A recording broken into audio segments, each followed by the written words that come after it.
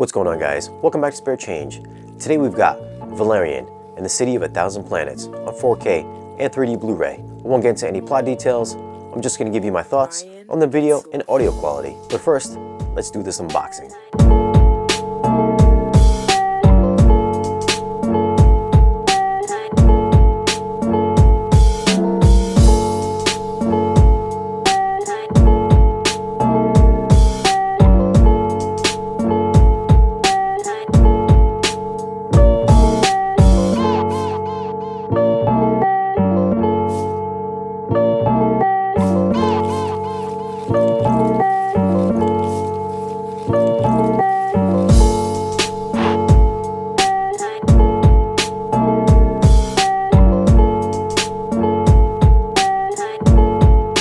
Now for some tech specs.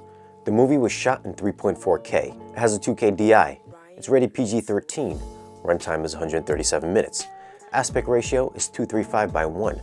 So if you're watching on a television, you'll get those black bars on the top and on the bottom of your screen. So while watching the 4K disc, I was expecting to be blown away by the visuals. But myself and the other people I saw it with were actually pretty disappointed. We didn't see much of a difference between this and the regular Blu-ray. There were a few times scenes looked a little blurry and out of focus.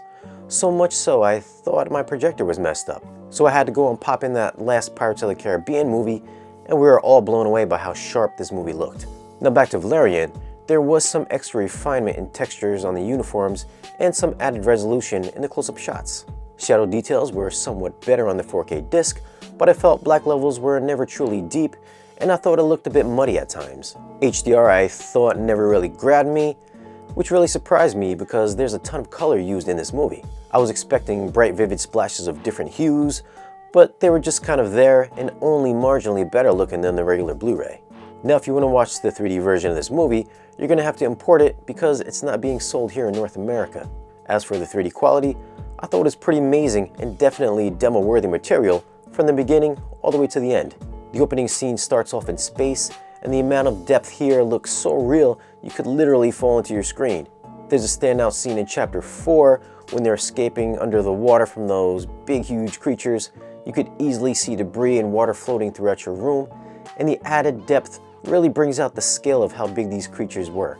The flashback space battle in Chapter 8 is a demo-worthy scene you're going to be watching over and over again. Spaceships fly in and out of the foreground and background. You got missiles being dropped and a planet exploding, and it literally flies out of your screen.